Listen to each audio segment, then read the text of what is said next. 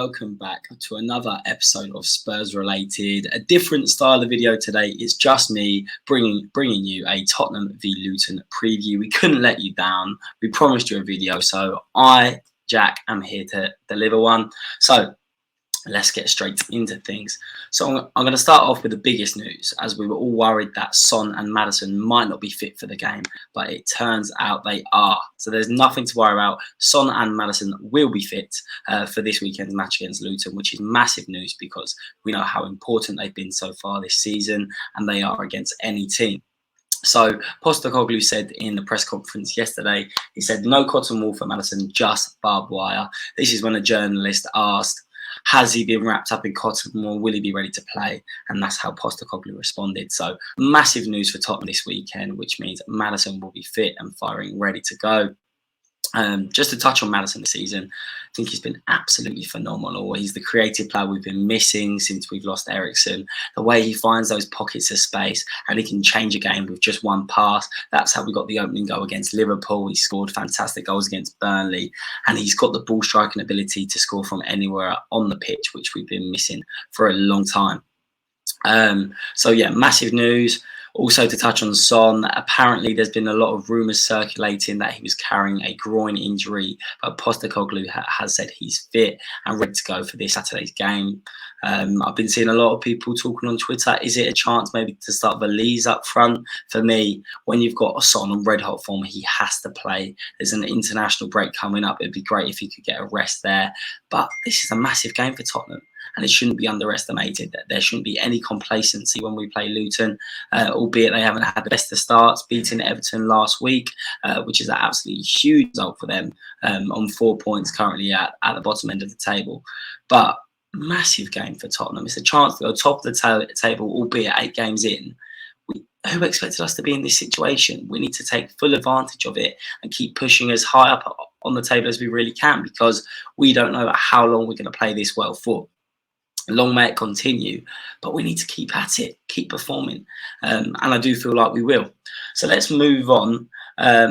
Like I said, no time for complacency. Just keep pushing, keep playing the football we know we can.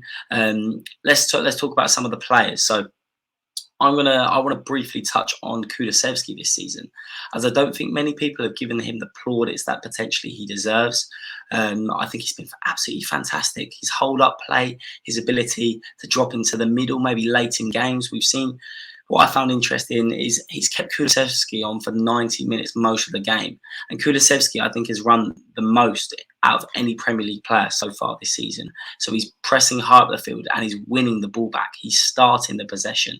And he scored a couple goals in it, and he's been really creative. So I think people need to give Kulusevski the plaudits.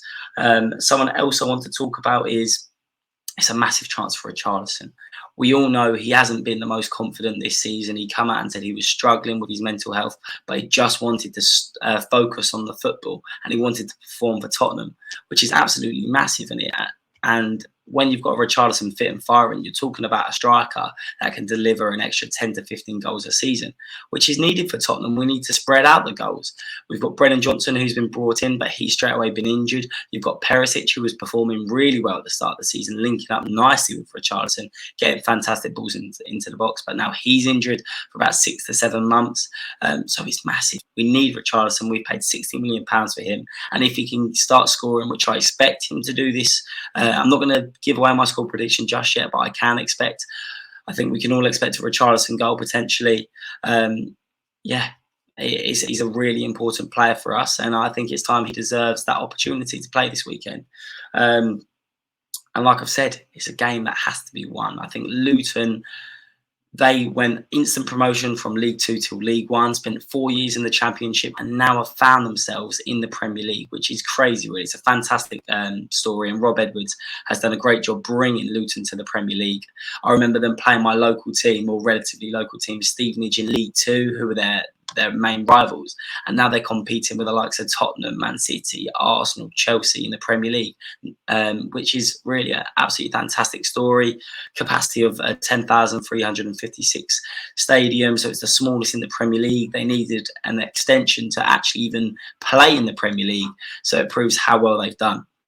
But like I said, huge game for Tottenham this week. I'm going to go with a 3-1 Tottenham win. I think we just need to keep the ball rolling. We need to, like the likes of Maddison, Salah, Son, Richarlison, they need to bring their best, make sure they've got their shooting boots. And yeah, keep on this great run of form that we've been on.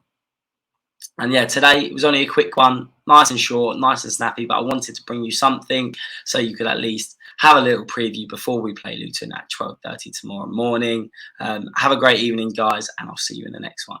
Come on, you Spurs.